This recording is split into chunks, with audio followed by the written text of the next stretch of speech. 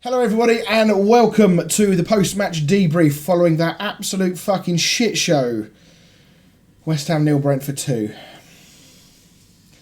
I'm going to try and rein this in because this could be a very long video otherwise, and it's already 10 past 10 and we've got other stuff we need to record tonight.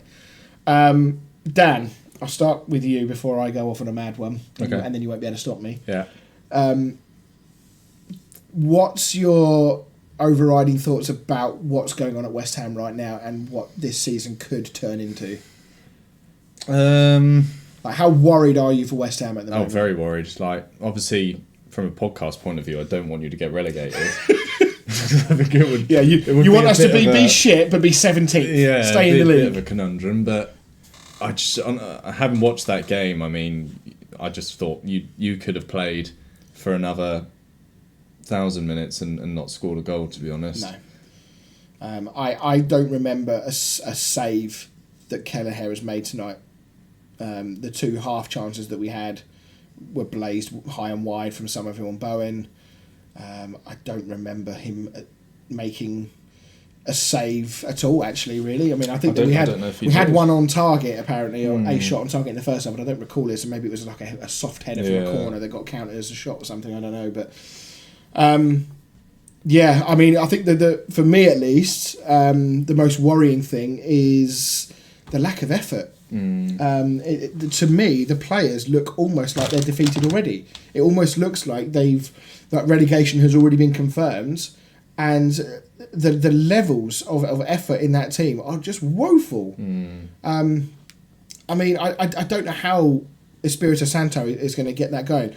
But I worry. I see so many similarities between West Ham and United in previous seasons when you've gone through really rough patches, and you see like the lack of effort, the lack of fight, the lack of desire, the awful, just life draining performances like that, where you want the world to swallow you up when you're watching it, like when you're as emotionally invested in a club as most football fans are with their own club. When things are bad, you just want to be doing anything else. But you feel this sort of urge within you to watch the match. And every time you get in that vicious cycle where you're really shit on a weekend, and then you get to the next game, and all of a sudden you're just beginning to get that little bit of hope that maybe this is the game that fortunes turn around and you start improving. Yeah, I mean... This is what I said last time when I was talking about United, though. Like, as a fan, you can't just support your team for all the good times. You've got to be there during the bad times as well, but it can be like soul destroying. Like, you're almost forcing yourself to sit there and watch 90 minutes of just pure shit. Yeah, I mean, it's a good thing you were here tonight because I probably would have finished the I'm really, really, really worried. I was worried before anyway, and I thought that we would win tonight. I thought that maybe Nuno's first home game. We'd seen, obviously, the Everton game was okay in patches. Arsenal was kind of, whatever. You're playing Arsenal, they're a very good side. But when you're playing against Brentford, I mean, we played so badly tonight. Yeah. And it's not an exaggeration to say that Brentford should have won this game by at least 4 or 5. Had one chalked off. They hit the bar twice, I think. Yeah. Thiago missed a hatful of decent chances. Like it could have been an embarrassing scoreline. It really could. So anyway, let's get into the nitty gritty of the game then. Let's talk about that lineup, Dan. Yeah, not great, was it? Like I said during the game, I feel like you were set up to fail. Really, he set that team up because he was afraid of Brentford. He was terrified of the direct football, the balls into the box. So what he did was he picked a team with big, tall players to try and stop that ball coming in the box. And for the most part, although there was a few times where we rode our luck massively, you could sort of argue, well, it sort of worked because the goals they did score were from open play, just really bad defending from open play. But the problem is that when you line up like that and you bring in these big players who are so immobile, you give yourself no opportunity to then get out. Yeah. So outside of the first 5 minutes where Brentford were a bit slow out the gates in both halves, where West Ham got on top a little bit, and it looked like, maybe we can do something. And then it was the same in both halves. It was almost like we were spent energy-wise after 5 or 10 minutes. As soon as Brentford got their foot on the ball, that's it. We dropped off. We didn't press. Well, we couldn't press because we don't have the players on the pitch to do it, even if we wanted to. And I'm sorry, but Souček and Irving are not Premier League footballers anymore. Certainly in Souček, I'll say anymore. Irving's really barely played, but he's not a Premier League footballer. Souček is just not good enough at all. And then he takes off, so it's already a problem with his lineup. So I think Nuno has to shoulder a lot of the blame for that. But then you look at the subs that he made. Really questionable changes tonight. Yeah. I mean, he wasted, having started Skulls and Kyle Walker-Peters, he kind of wasted 2 subs by having to bring on Juve and Wan-Bissaka. And they started on opposite flanks. Yeah. So I'd love to know what his thinking was in there. I sort of I had a guess at what his thinking was behind that, but I certainly don't agree with it. I mean, Skulls has barely played in the Premier League for the last 6 months. And when you're trailing 1-0, I mean, you've barely been in the game. I think bringing on that Marshall kid, you're just chucking him out to dry, really. Yeah, it's just looking at the stats here. So 22 shots from Brentford, just 7 from West Ham, 1 on target, 7 on target from Brentford. And all of the stats are so heavily skewed in Brentford's favour. Just a shocking performance. I mean, when I saw that starting lineup, when I saw it flash up on my phone, my heart sank because I was like, "Oh no! Like we're trying to not lose this game. We're not trying to win it. We're trying to not lose it, and that worries the shit out of me because of that inferiority complex against a relegation rival. Let's be honest, Brentford are a team that are going to be down the bottom end of the table. You would think, although they did play very well tonight, you would think they're going to be down in that neck of the woods. Yeah. To go out and set your team up like that, I thought was criminal. I really did. And then, as you say, he's had to replace the 2 fullbacks. Yeah. He then takes off our only midfielder with legs in Fernandes. I know Fernandes wasn't very good, and he hasn't been very good actually in the last couple of games, even though I do think he's a good player. He hasn't been great. He takes him off and brings on Callum Marshall. And he brought on defender, didn't he? Mavropanos, sorry. Yeah. So he goes 3 at the back with 2 wing backs. And then he brings off Irving and brings on Marshall. Then takes off Souček and brings on Rodriguez. And it's like these changes are just doing nothing to the game because you're almost bringing like for like. Apart from Marshall, it's like for like. Rodriguez is just as slow, if not slower, than fucking Souček is. I don't get it. And Freddie Potts on the bench again. What does he have to do to get in this team? How bad does West Ham have to be for him to get a look in? Magassa, I thought has looked good. He still looks a bit off the pace, but I thought he looked okay. And of course, the big one, which I really don't get, and there must be something more to this, is Callum Wilson. How is he not getting in this team? Yeah, he should have brought him on. I think he would have added a lot more. I mean, I still don't think you'd have got anything from the game, but it would have added a lot more than Marshall did. Well, it just gives you a bit more of a platform, doesn't it? When you've got somebody up front who knows how to play, who's been he's experienced, isn't he? Exactly. He's been in lots of games. I'm sure he's been in those sort of situations where you need to get a goal. And at the time, you were obviously 1-0 down until the 90-odd minutes. Yeah.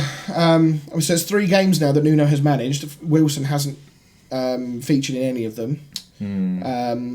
Fulkrug was played in the first 2, played 90 in the first one, played 70-odd minutes in against the Arsenal when Callum Marshall comes on. Look, Callum Marshall runs around, but he is a mile off it at the moment. Yeah. And throwing a young player into these scenarios when you're down at the bottom end of the league is suicide for this player's career. Like, he should not be putting these sorts of young players in that scenario where we don't have much of the ball. If we were on top in the game and we were keeping the ball well, whatever, fine, bring a young player on because he can kind of sap up that good vibe and good energy. But when you're chasing the game and playing as bad as we are, you do not want to expose a young player to that because it's soul destroying for him and it's confidence wrecking. Yeah. And I think it's really it's worrying because I thought Nuno was better than this. I know we joked earlier and said that I thought Potter had been sacked. Yeah. And then I looked at that lineup and thought, is he still there? Like, I thought he was announced as Sweden manager. Maybe he's got something in his contract that he can name one more team before he goes. So yeah, really, really worrying from West Ham's perspective. The only positive tonight for me was Crescencio Somerville. Yeah. I'd say he had a good game. It was not so much a good game, but it was the only one that actually looked like he was going to do anything for you. Yeah, he was the only one who looked like he cared. Yeah. Jared Bowen was very quiet. Didn't do a lot.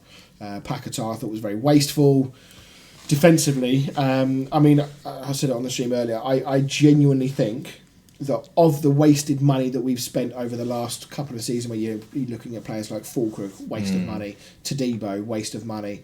I think the biggest waste of money we've done in the last few years is Max Kilman.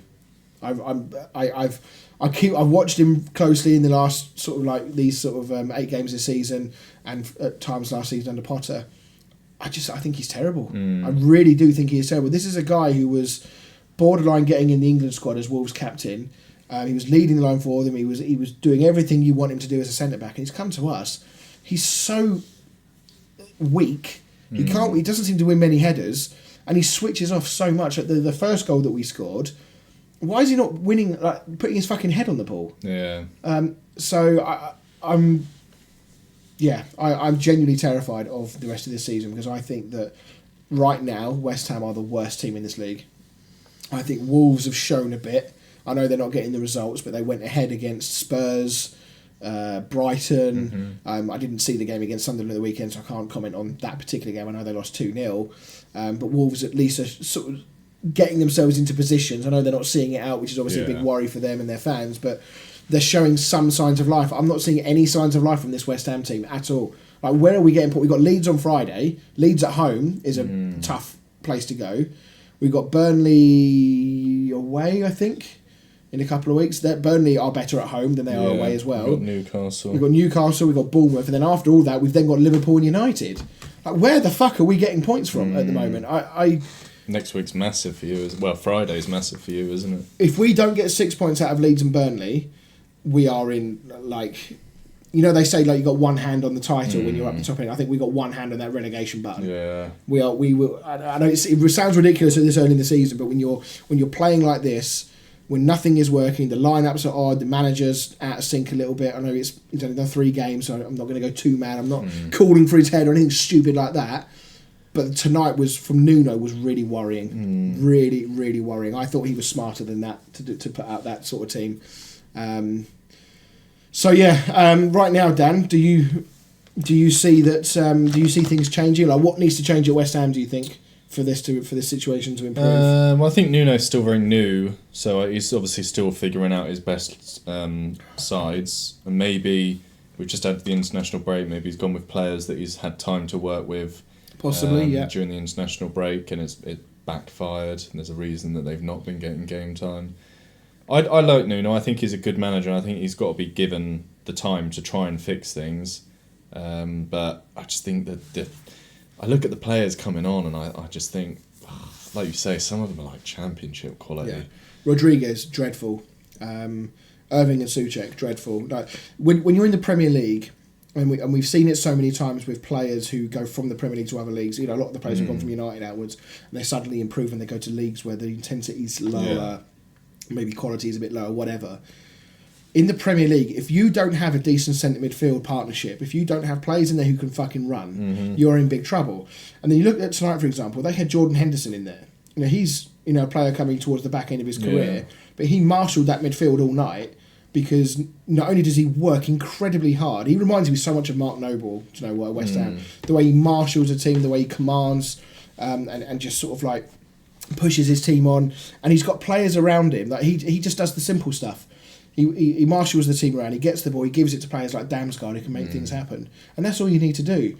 But we don't have the intensity in a centre midfielder like a Henderson. Right now, Henderson in our midfield would improve us overnight, not because like he's an amazingly good player, but because of his work rate, his attitude. Yeah.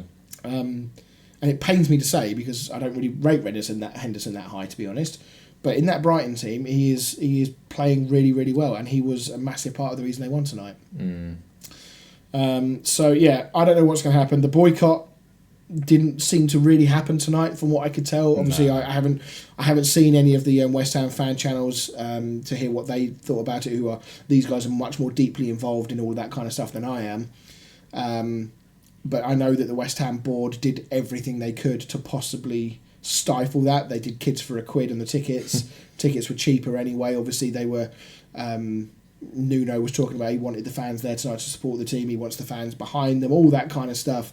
So they were pulling out all the stops from ticketing and social media perspective. It seemed to work. There were empty seats there, but not as many as I was expecting. Certainly not at the start. There were by the end anyway. So yeah, it's.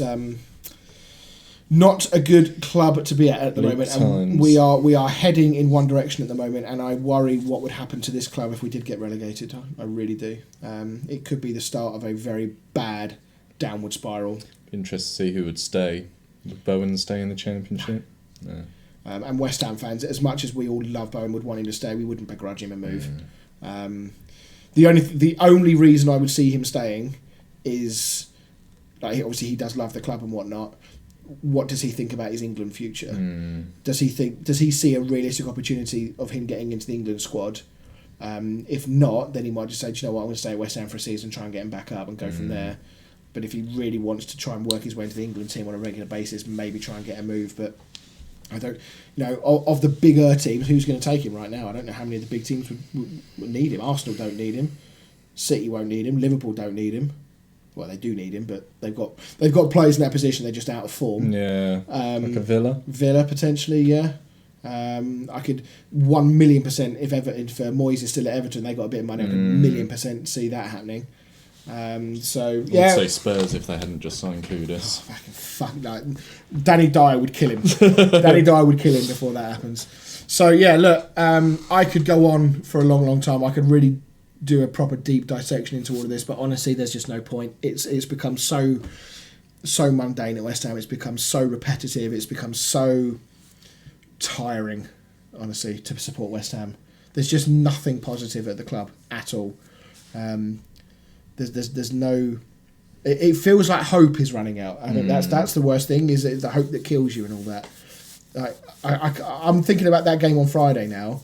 I'm dreading it. I'm absolutely dreading it, because with each passing game, with each passing result that goes past, saving yourself from this predicament gets worse and worse and harder and harder. And tonight was a huge opportunity for us to try and build something, just to get 3 points on the board and close that gap between us and those teams above. A win wouldn't have got us out of the relegation zone tonight, but it would have got us a lot closer. We've missed that opportunity. If we had won tonight and won on Friday, we're out of the relegation zone and we can begin to maybe just look upwards a little bit rather than looking down. Not that we can look that far behind us because we're second bottom, but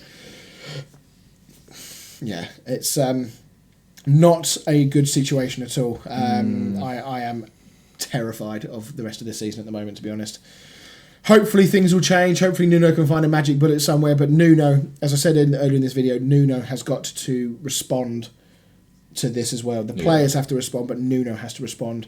What he does now in training this week and with his squad selection on Friday is going to be really, really interesting. If Callum Wilson doesn't play on Friday, categorically, something's happened. Categorically.